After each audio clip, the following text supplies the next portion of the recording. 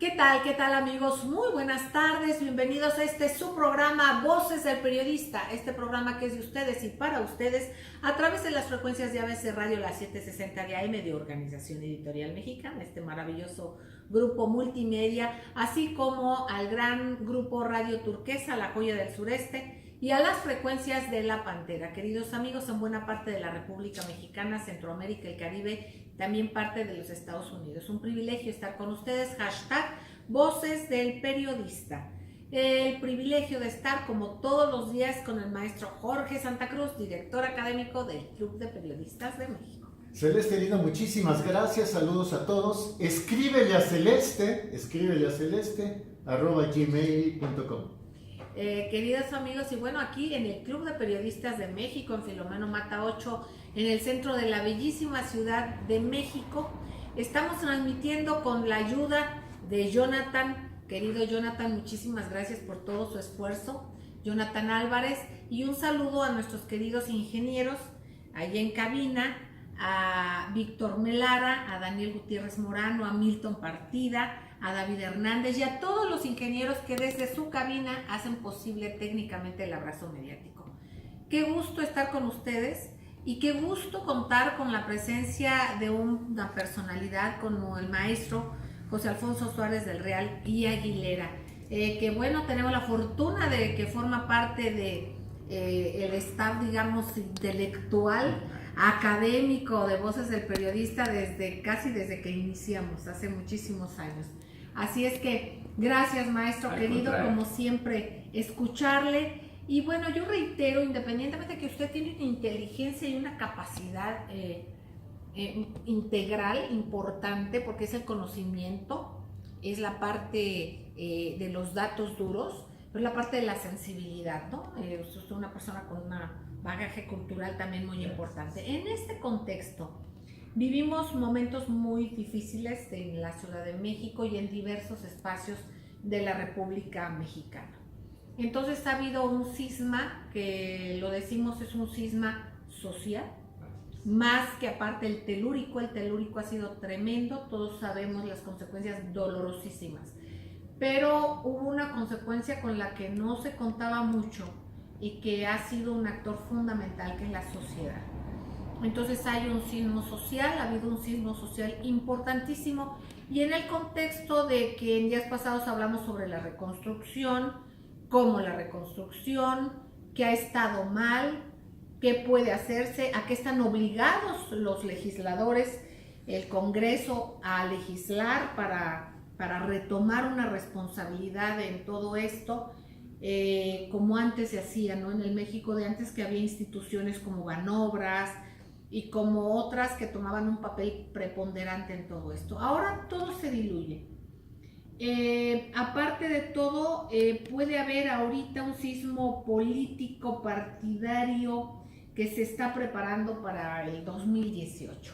Empezamos a ver que hay acusaciones de los unos con los otros, obviamente hay responsabilidades de los unos y de los otros, pero finalmente no se vale que se trate de sacar raja política de la desgracia ajena. Y todo hay momentos, maestro Jorge Santa Cruz, momentos de reconstrucción, de ver, de poner en orden las cosas, de aclarar las cosas, de trabajar por los ciudadanos, independientemente que también se vayan viendo las responsabilidades, las corresponsabilidades y lo que se tiene que hacer. Maestro Jorge Santa Cruz.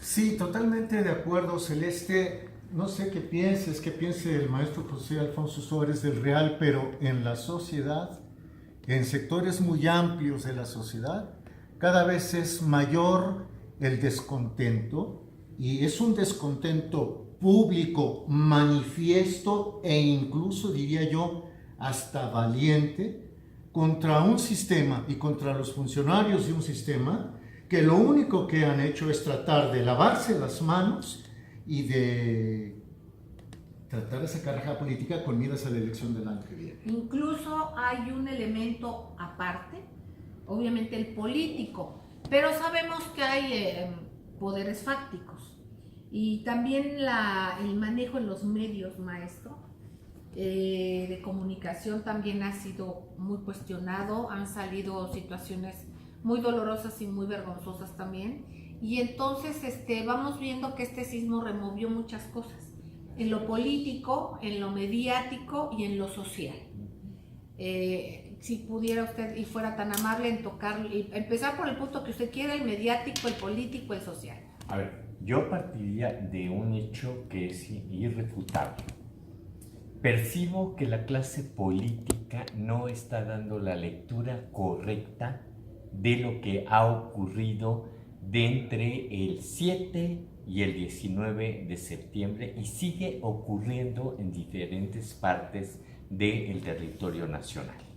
O sea, a diferencia de hace 32 años, es una serie de movimientos telúricos más embates de la naturaleza que nos tienen que poner a reflexionar que no se resuelve todo con dinero, que la clase política también ha sido estremecida en un sismo de 8.1, mayor aún diría yo que el de 7.1 registrado en la Ciudad de México.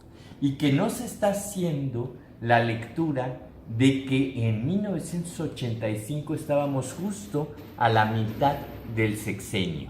Es decir, ya había pasado la elección, había ganado el PRI, habían ganado los plurinominales, Acción Nacional, etcétera, que eran los mínimos, y nos encontrábamos con un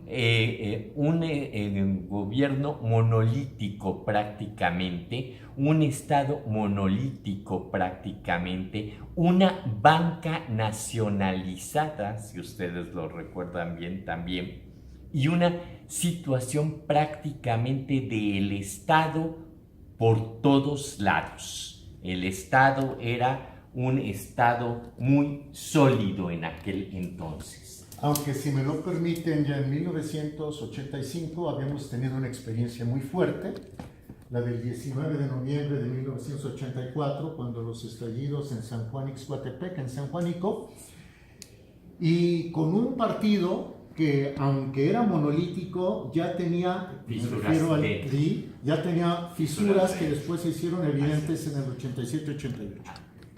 Sin embargo, o sea, no estaba enfrente la transferencia de poder. No estaba, faltaban 3 años para ello. Hoy, en 2017, pareciera ser que pensamos que como ya no hay estado sólido, sino que es un estado líquido, lo diría Zygmunt Bauman de manera muy puntual, todo se resuelve de una manera muy fácil, poniendo a la disposición créditos blandos, etcétera, etcétera, y con eso vamos a resolver el problema inmediato y el futuro concreto y el futuro a largo plazo. No es así. Si los políticos se ensartan en utilizar esta tragedia para golpear a los otros o para beneficio personal, yo sí lo digo con muchísima responsabilidad. Estamos cavando la enorme debacle del sistema pluripartidista que hemos intentado construir de 1985 en adelante. Porque no hay que perder de vista que en 1985 dio paso a que la sociedad civil emergiera, dio paso a que la sociedad civil marcara una agenda de reconstrucción, dio paso a una reforma política, pero fueron 3 años, 3 largos años. Aquí estamos hablando de que si pensamos que resolverlo simple y llanamente con créditos blandos y con un apapacho y con 3,000 pesos durante 3 meses, vamos a solventar una situación de una pérdida patrimonial. No es por allí. Eso está bien, pero no es todo. Falta otra parte muy importante. Y en ese contexto, a mí sí me pareció muy irresponsable, y por eso salí y lo dije, de que se estuviera centrando, pasamos de Frida Sofía a solamente existe el Colegio Rebsamen. Es muy doloroso lo que ocurrió en ese colegio, La pérdida de vidas humanas es irreparable, definitivamente. Extendemos de un fondo de nuestro corazón las condolencias a familiares, amigos, personal docente, vecinos, etc. Pero ese es uno de los 45 puntos colapsados en la Ciudad de México. No es el único de los puntos colapsados. Y yo creo que tendríamos que ver el bosque, no solamente un árbol, para poder entender en su justa dimensión la tragedia que está viviendo la Ciudad de México. Queridos amigos, vamos a ir a un corte y hay que regresar, y yo quisiera retomar con eso, porque hay una conjunción de responsabilidades incumplidas.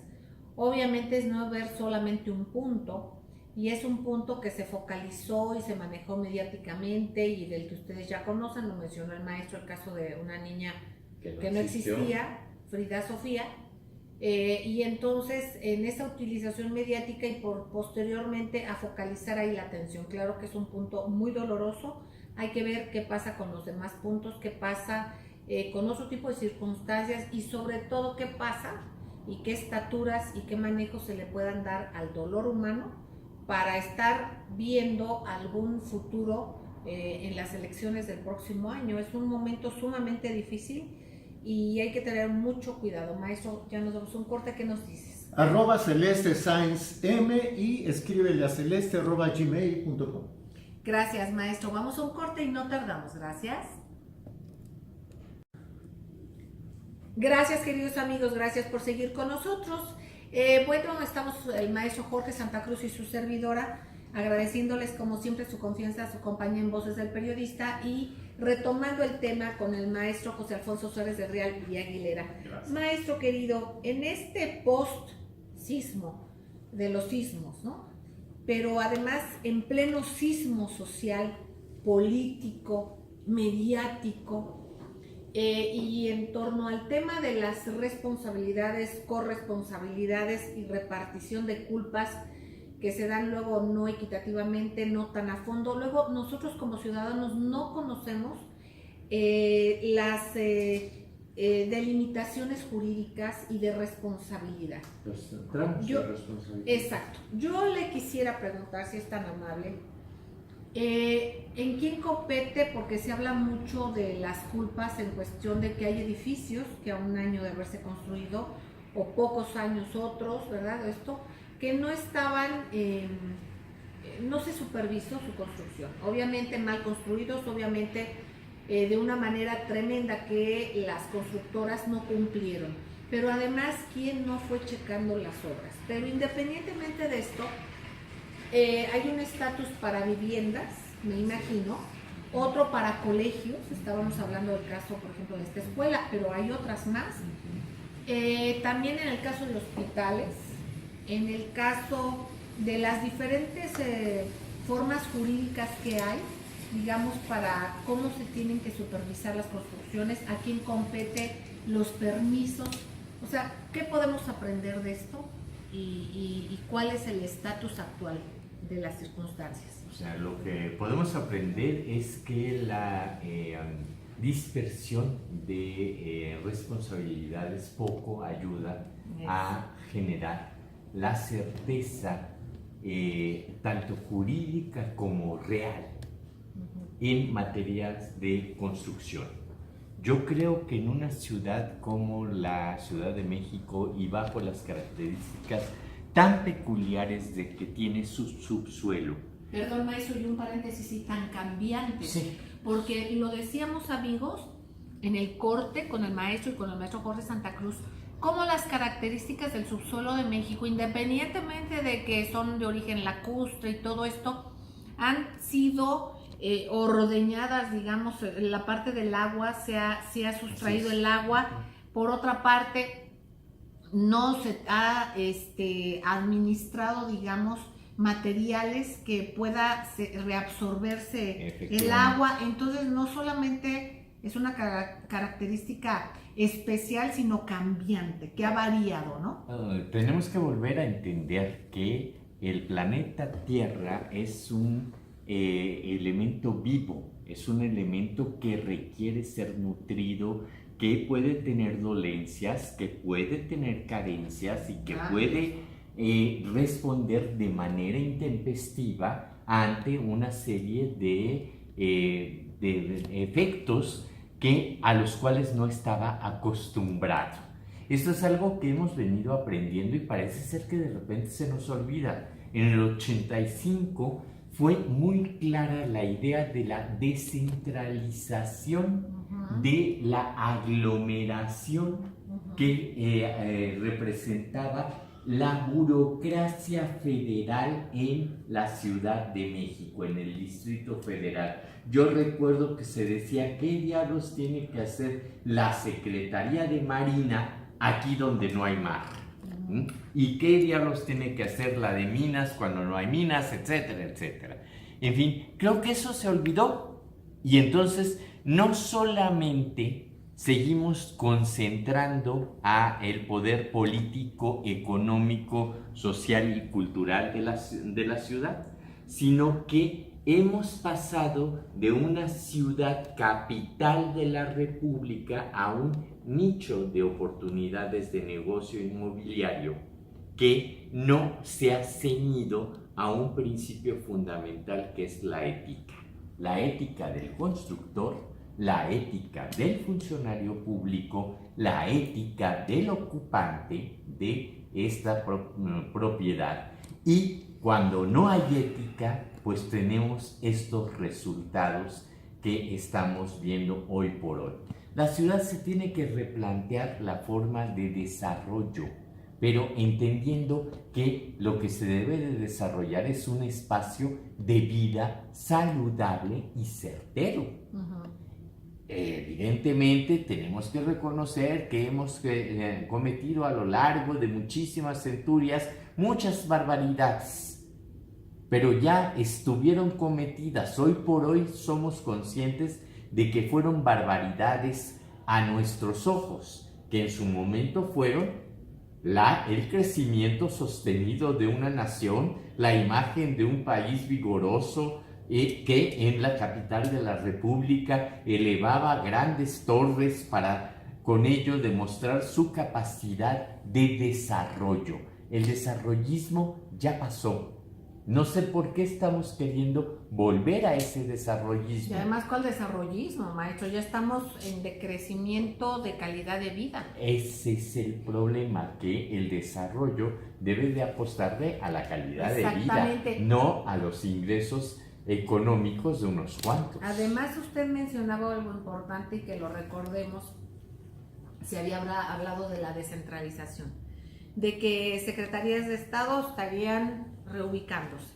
También se había hablado de estímulos fiscales, por ejemplo, de quién contrata a un trabajador que viva cercano, digamos, a la fuente de su empleo, a que se pudiera dar cierto estímulo a quienes contrata gente cercanas al área de empleo, esto por el desplazamiento, o sea, una serie de circunstancias y de cuestiones que ya nos llevaran a plantear, a tener en mente, a tener muy preciso que era importante el no seguir creciendo, ¿no? Como ciudad, sacar el agua, el tener una serie de circunstancias que no nos ayudan en nada, ¿no? El saber que esta ciudad tenía un máximo que no debiese de ser superior a los 5 millones de habitantes como máximo, y lo que hemos hecho es una gran mancha conurbada con los problemas de ese hacinamiento. Exacto. De seres humanos. Y comentábamos, maestro Jorge Santa Cruz, también en otros programas, cómo, maestro, estaba prohibido y se había dicho que jamás se iba a volver a construir en zonas donde había habido colapso de edificios, unas enfrente de la Alameda, por ejemplo, y vimos que pasaron los años, se volvió a construir exactamente ahí. Aquí habría que ver con qué condiciones, qué tanto se dio seguimiento a la fortaleza de la edificación y de las edificaciones. pero nos damos cuenta que finalmente hay circunstancias que están muy ajenas y están rebasadas por el hombre, ¿no? Aquí en todo este contexto, y retomando independientemente ahorita de que, perdón, que iba a hablar el maestro Jorge Santa Cruz, esta parte, amigos, de cómo se ve todo como uniforme. El maestro nos acaba de decir en la calificación para nosotros, en la percepción, por ejemplo, quiénes son responsables de cada área. Y usted dijo algo muy importante también. En una ocasión yo le pregunté a un compañero periodista, un maestro muy querido, Ricardo Ravelo, ¿en qué momento empezó la descomposición en México? En México, que era un país pacífico, ¿no? Que empezaron a aparecer descabezados y toda esta serie de cosas. Le digo, ¿en qué momento? Y me empezó a comentar, obviamente esto se destapó y creció a partir del 2000 de una manera exponencial, pero empezó a perfilarse en cuanto se empezaron a diversificar, ya a atomizar las responsabilidades, ¿no? Se empezaron a quitar responsabilidades y entonces se van atomizando y entonces se va perdiendo el poder, el control, se va perdiendo, algunos ganan de que esto se pierda y es lo mismo que de alguna manera estamos viendo, se complica el saber a quién compete, quién es responsable de esto, del otro, y se va diluyendo. Y eso es muy peligroso. Perdón, maestro Jorge Santa Cruz. No, Celeste, está muy bien. El crecimiento de la delincuencia organizada y de la bestialidad, con perdón de la expresión, de la delincuencia organizada, va aparejado con el despegue ya absolutamente decidido del neoliberalismo. Vamos, si ubicamos en el tiempo la ejecución del agente de la Agencia Antidrogas de los Estados Unidos, de la DEA, Enrique Camarena, veremos que es más o menos contemporáneo con el sismo de 1985. A Camarena lo asesinan en marzo, si no me equivoco, de 85 y el terremoto pues es en septiembre. Ahora, esta atomización comienza a acelerarse en cuanto a las responsabilidades a partir del 86. ¿Y qué tuvo el 86?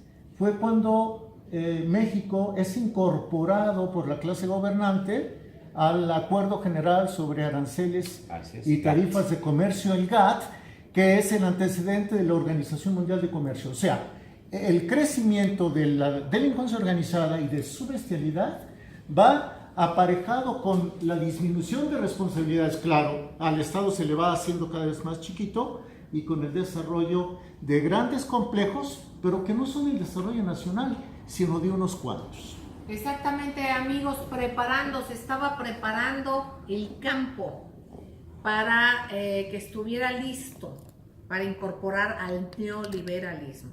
Entonces, viendo las diferencias entre el sismo del 19 de septiembre del 85 y las del 2017, lo hemos tocado este tema también en otros programas, pero es fundamental con este análisis y vamos a regresar a que vayamos entendiendo cómo se reparten las culpas, que es momento de, además de las culpas, ver qué es lo que se hace por el problema que se está viviendo en estos momentos y a seguir ejerciendo nuestro músculo ciudadano, queridos amigos, con la información que nos va a proporcionar el maestro José Alfonso Suárez del Real y Aguilera. No tardamos, gracias. Gracias, queridos amigos, gracias por seguir en Voces del Periodista, hashtag Voces del Periodista, transmitiendo desde el Club de Periodistas de México, con el maestro Jorge Santa Cruz, con el maestro José Alfonso Suárez del Real y Aguilera. Lo más importante es que están ustedes. Muchísimas gracias. Queridos amigos, retomando toda esta circunstancia de un sismo que ha simbrado de muchas maneras de diferentes sectores de la población, no solamente la parte geológica, sino la parte social, la parte económica, en fin. Pero en base a todo esto y hablando de terrenos y de construir bien y de que vamos a llegar a ese punto que a usted le interesa, vamos a hablar del terreno y la consistencia del terreno. Y parte de esto, de este terreno, en la parte social, es donde hablaba el maestro Jorge Santa Cruz y comentábamos con ustedes sobre cómo el neoliberalismo es el peor piso. No hay piso firme aquí, no hay ninguna predicción, incluso que fuera como en México, en la capital lacustre, que se pueda predecir.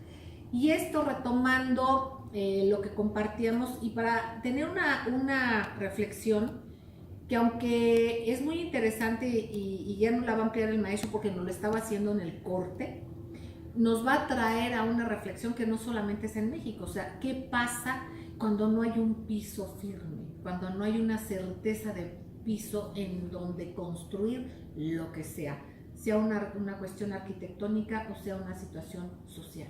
A ver, simple y llanamente veamos viendo cómo ha reaccionado el neoliberalismo ante los embates ciclónicos en los Estados Unidos. Primero fue Nueva Orleans, fue terrible lo que ocurrió allí, y es que se priorizó la construcción de una serie de inmuebles impropios para esa región. Sin embargo, se vendía a Nueva Orleans como uno de los grandes atractivos turísticos y de retiro de los Estados Unidos, etcétera, etcétera. ¿Y en qué acabó aquel famoso desastre, la devastación tan terrible, los tantos miles de muertos y los damnificados de aquello? ¿Qué pasó ahora recientemente con la llegada de los ciclones? Uno por Texas, el otro por Florida. ¿Cómo quedó Houston? Y entonces es allí en donde vemos que ese neoliberalismo que dice hay que construir jaulas de cristal, hay que construir hacia arriba, hay que redensificar, eso es lo moderno, hay que concentrar a las ciudades. Exacto. Es algo que no está funcionando para el planeta Tierra. Por algo los ancestros hacían las cosas mucho más humildes. La Torre de Babel nos persigue. Y fíjense, amigos, cómo incluso ahora este desastre tremendo y nuestra solidaridad con Puerto Rico, este lugar maravilloso con gente linda y que sin embargo está olvidada, una estrella más en la bandera, pero finalmente olvidada y perdida. Nos damos cuenta, pues no con un desarrollo, como usted dice, que pudiera solventar o salir un poco de la circunstancia tremenda en la que se encuentra. Sí, además hay algo que me parece que es muy relevante. Los ingenieros mexicanos, yo les reconozco sus saberes, sus sapiencias, su técnica para construir. Pero decía yo antes de la entrada de doña Celeste, nos persigue el síndrome de Babel. Y de veras, o sea, no es por nada, pero ¿qué afán tenemos de construir hacia arriba? ¿Qué afán tenemos de generar los grandes hormigueros que son en un momento dado la concepción misma de la inseguridad social, de la inseguridad política, de la inseguridad económica? La verdad, haciendo una reflexión, no es la mejor forma de vida. Dicen que Nueva York es maravillosa por sus rascacielos. Vamos a ver cómo soportan los cambios climáticos que cada vez están enviando ciclones, etcétera, más al norte, más hacia estas regiones. ¿Qué pasa cuando no haya luz? ¿Qué pasa cuando eso ya lo es vivieron, mucho más? ¿se acuerdan? Exacto, sí, ¿cómo no? Terrible. Y entonces nos estamos dando cuenta qué tan dependientes somos. Simplemente aquí en México, hace no mucho tiempo, yo creo que como un año y medio, una cosa así, hubo el incendio en una torre en Santa Fe, en un edificio muy alto, y no había la manera de poder llegar a salvar las circunstancias, la situación, ¿no? Entonces, son cuestiones que se van complicando, nos van diciendo que son estilos de vida muy buenos, pero finalmente detrás de todo esto hay una promoción a intereses económicos muy precisos, y bueno, pues es algo que es fundamental reflexionar en ello. Convocamos aquí autoridades, y me refiero a todas, y a legisladores, qué se debe y qué se puede hacer. Y finalmente el reparto de culpas. Ahora, volviendo al tema, ¿qué pasa?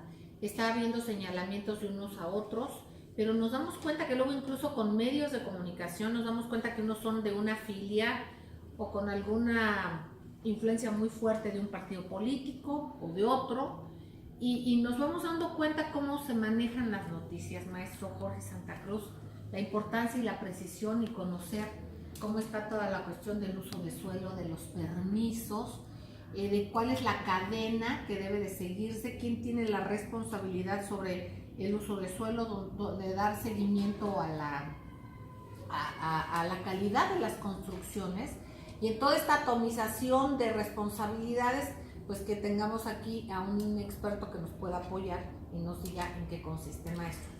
Sí, Celeste, yo quisiera abonar a lo que ustedes han dicho lo siguiente.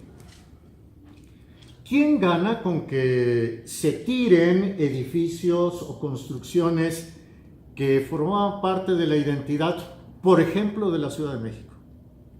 Pues las grandes empresas inmobiliarias y constructoras. ¿Quiénes ganan construyendo esas moles? Las mismas entidades económicas. ¿Quiénes ganan si se vienen abajo y las vuelven a reconstruir? Las mismas entidades económicas. ¿Quiénes ganaron construyendo un Nueva Orleans, ¿cómo decirlo?, de fachada? Esas. ¿Quiénes ganaron reconstruyendo? Las mismas. ¿Quiénes ganaron cuando el Estado mexicano, el gobierno mexicano perdió el poder monolítico que tenía incluso sobre los grupos del narcotráfico? ¿Quién ganó con el desorden de los grupos? Los neoliberales que les daban sus activos en Estados Unidos. ¿Se acuerdan de lo que pasó en Cuba? Ahora, ¿quiénes perdemos la mayoría de los ciudadanos? Y aquí retomo lo que tú decías. Es urgente que aprovechemos esta ola y este sismo social del cual ha hablado Celeste para que de manera comunitaria nos apoyemos. ¿Quién es el abogado de la cuadra o quién es el abogado de la colonia? A ver, abogado, explícanos, por favor, cómo está eso del uso del suelo. ¿Quién es el contador? Oye, contador, explícanos, ¿qué van a hacer con nosotros con los impuestos ahora con el nuevo paquete económico? A ver, ¿quién es el médico de la comunidad? Oye, médico, vamos a ponernos de acuerdo. Y entonces, tú nos das consulta, a lo mejor no te podemos pagar lo que en un gran hospital, pero en lugar de 1 o 2 o 3 consultas, ganas por el volumen. Y en este caso, fíjense lo que estamos haciendo como ciudadanos y las propuestas que hace el maestro Jorge Santa Cruz, que finalmente son una obligación que debía de cubrir el gobierno. ¿Para qué está? Si no es para una serie de circunstancias. Pero por otra parte, es importante que activemos esta parte, que veamos otras modalidades de organizarnos, porque eso finalmente también nos da fortaleza. Nos da fortaleza y no perdamos esa oportunidad. Independientemente de lo que quiera abonar, maestro querido, yo quisiera, bueno, a ver, ¿qué me quería decir? No, es en el mismo sentido, es lo que hablábamos en el programa anterior. O sea, es el momento en que los gobernantes, los servidores públicos, tenemos que entender que formamos parte de una comunidad. Que lo que tenemos que hacer son ciudades comunitarias, delegaciones comunitarias, municipios comunitarios, y en comunidad hacer cada quien lo que le toca hacer. El gobernante gobernar, el gobernado cumplir con lo que le toca, y el empresario apoyar al desarrollo, no solamente a sus bolsillos. Y en este caso reiteramos, amigos, lo hemos dicho, pero reiteramos. Debe aquí de hacerse un cambio en la política fiscal. Aquí el chiste es que todos se pongan dependiendo a las posibilidades de cada quien. Entonces, que se hagan impuestos en cascada. Esto quiere decir que el que gana más pague proporcionalmente.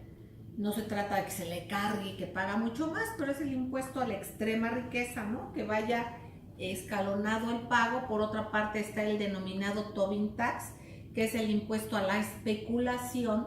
Entonces, quienes especulen, quienes entren a la bolsa o hagan todo este tipo de movimientos, que paguen un porcentaje pequeño, pero que paguen por movimiento, eso no les sería de gran afectación y sin embargo ayudarían muchísimo, pero no se les toca ni con el pétalo de una rosa. Igual esos mega consorcios o esos grupos, algunos de ellos ni siquiera son mexicanos, se les perdonan los impuestos. Y en cambio el trabajador, el de la tiendita, el que está realmente sosteniendo la política económica mexicana, ahí se le va a cargar todo. Y todo lo que venga, pues ya se nos dice que se le va a agravar todavía más. Entonces hay que ser equitativos. Ahora nos dicen que a ver quién dona de los grandes empresarios. Pues muchas gracias, qué bueno. Pero ¿por qué empezar? Qué bueno que mantengan ese espíritu generoso. Pero aparte de esto, si pagan sus impuestos como corresponde y que obviamente se les den algunos beneficios y realmente crean empleos de calidad y todo esto, qué bueno, que se haga. No se dice que no se haga eso, pero hay que ser equitativos y eso es el punto focal, porque bueno, nos quitan Pemex y entonces ¿quién va a suplir todo ese recurso? Pues nosotros. Entonces vamos a hacerlo parejo. Maestro, antes de irnos al corte, ¿qué nos dice? Pues totalmente de acuerdo con usted y yo sumaría algo más, o sea, los políticos deberían de bajarse su salario claro, a mínimo 50% y de veras no más gastos suntuarios y de veras asumirlo como un compromiso ético ante la sociedad. O sea, no es que vamos a ser menos clases medieros si nos bajamos el salario del 50%. Vamos a vivir en la justa medianía que Juárez ya nos decía desde hace más de 150 años. Y además, ¿por qué las pensiones tan tremendas a expresidentes que a poco le hicieron muy bien? Y si le hicieron muy bien, que yo no veo así a la vista alguno, pero si lo hubiera hecho muy bien, pues hasta con eso, ¿no? Que contribuya con su ejemplo. Vamos a un corte y no tardamos. Gracias. Hashtag Voces del Periodista, maestro Jorge Santa Cruz. Escríbele a celeste@gmail.com. Platicando con el maestro José Alfonso Suárez del Real y Aguilera con el gusto de siempre. Maestro querido, en esta parte que comentábamos al principio del programa, ¿quién da los usos de suelo? ¿Cómo es la situación de la regulación? Un segundito, por ejemplo, a escuelas, a hospitales, a casas particulares, a comercios, o sea, ¿cuál es la mecánica de quién depende del delegado? ¿Dónde? Porque sabíamos que antes dependía, creo que del delegado, y desde hace un tiempo creo que ya cambió esto. ¿Cómo es? ¿De quién depende? También de quién depende la situación de protección civil y toda esta supervisión y seguimiento a los permisos de construcción que se dan, maestro, si es tan amable. A ver, mire, el uso de suelo es un término realmente nuevo en la legislación de la República Mexicana y de la ciudad. Viene de los años 90 del pasado siglo. De finales de los 80 es cuando se comienza a hablar de usos de suelo, de que había que generar el desarrollo urbano en función de los usos de suelo. En una primera fase, no hay que olvidar que el gobierno de la ciudad, el primer gobierno electo, es de 97 a el año 2000, y luego ya vienen de 2000 a 2006 ya de manera puntual, sexenal o trianual, los delegados y el jefe de gobierno. Exacto. Correspondía a los delegados regular o otorgar las licencias de uso de suelo. A partir de aproximadamente 2008-2009 cambia y se centraliza el otorgamiento del uso de suelo a la autoridad de la Secretaría de Desarrollo Urbano y Vivienda. 2. Licencias de construcción. Las licencias de construcción dependen de las dimensiones que tenga esas construcciones. Esto se puede tramitar, sí, ante una jefatura delegacional, ante una delegación en su área de obras específicamente, pero hay megaproyectos, es decir, las grandes superficies comerciales, las grandes torres, etcétera, que requieren de una serie de autorizaciones del gobierno de la Ciudad de México en materias de impacto ambiental, de la propia construcción, etc. 3. La parte de protección civil también es muy reciente. La primera ley de protección civil que tuvo este país fue la de 1995 de la Ciudad de México. Y en principio se llamaba antes protección civil, ahora se habla de resiliencias, cosa que personalmente a mí me preocupa porque la resiliencia es la capacidad de sufrir en un momento dado, o dicen que es la capacidad de superar un advenimiento adverso a la persona o a sus propiedades, en fin. El hecho es de que es muy reciente.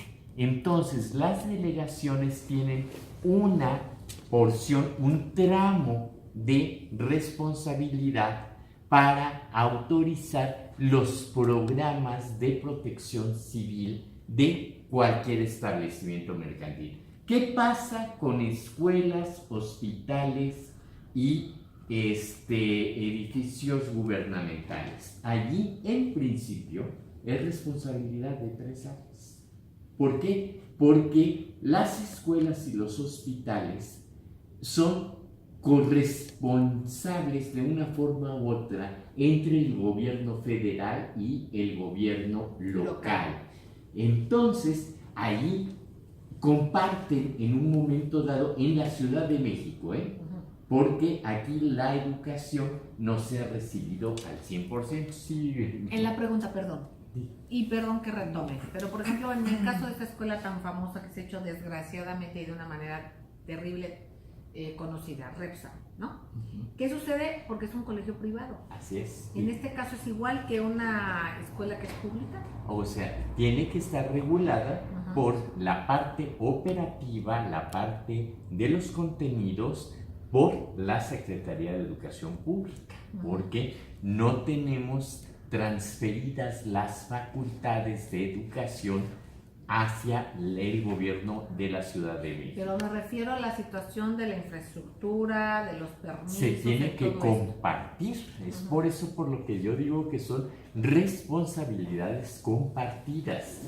Esta escuela se creó en 1993. 1993, estamos hablando que son hace algunos años. Todavía no elegíamos a nuestros jefes delegacionales ni a nuestra jefe de gobierno, es a partir del 97, eso hay que tomarlo muy en cuenta. El uso de suelo que obtuvo en aquella época es un uso de suelo que se gesta en el departamento del Distrito Federal en una delegación que era dependiente directamente de un regente, y sobre ese principio de buena fe se vienen generando una serie de autorizaciones, de actualizaciones, etc. Cuando se detecta de que hay documento que no resulta legal o lícito, según se dice, hay un tribunal que le informa a quien ahora es responsable de verificar el funcionamiento, la legalidad de este tipo de documentos y establecimientos, que es el INVEA, que puede proceder a la clausura. Algo allí pasó y el INVEA depende del gobierno local, no delegacional. A eso iba. Ahora sabemos, y perdón, a mí no me gusta mucho tocar la cuestión muy directa de partidos, porque yo en lo personal creo que no nos gusta mucho hacerles la tarea, ¿no? Y hacer este juego, entrar en este juego, sino irnos más a lo particular y al acto de cada persona, ¿no? Pero en este caso es un tema que está manejándose demasiado. Y retomando el inicio del programa, ¿qué tanto es una utilización política o no? Independientemente de esto, me refiero a lo muy concreto, que son a las responsabilidades a quien compete y a lo que nos está, por ejemplo, diciendo. Yo recuerdo que entrevisté hace un tiempo al delegado de Azcapotzalco. ¿Por qué? porque nos comentaba la gente sobre los permisos de construcción y que estaban muy en desacuerdo y cosas así. Y resulta que nos dice, bueno, pues a nosotros ya no nos queda más que como ventanilla poner el sello, pero la responsabilidad es del gobierno central, ¿verdad? Bueno, entonces en este caso y en este momento, digamos, por ejemplo, ¿qué responsabilidad se tenía? Y si sabe usted, por ejemplo, con qué frecuencia tienen la obligación las autoridades de verificar espacios, sobre todo como tan sensibles como es una escuela, como un hospital, por ejemplo. En este caso particular, sí. Se ha acreditado fehacientemente que se estaba verificando el programa de protección civil de la escuela y que se habían hecho algunas observaciones sobre ese programa de protección civil y que ese programa de protección civil exhibe el documento de un director responsable de obras que garantiza la estabilidad de la estructura de los inmuebles que conforman el conjunto escolar. ¿Y quién es ese responsable? El director responsable de obras, yo no tengo el nombre, pero el director responsable de obras es designado por una comisión que depende del secretario de Obras del Gobierno de la Ciudad de México, que es quien otorga esa patente a un director responsable de obras que se hace responsable civil y penalmente de emitir su visto bueno en el documento que se integra al programa de protección civil. Entonces, como nos damos cuenta, es una corresponsabilidad, no se le puede echar la culpa a una sola instancia, sino que tenemos que ser mucho más sensibles y tenemos que ver que en tratándose de escuelas, en tratándose de hospitales, en tratándose de espacios que concentren a una parte importante de población, pongamos un mínimo de pobladores, puede ser un cine, puede ser un centro comercial, etc.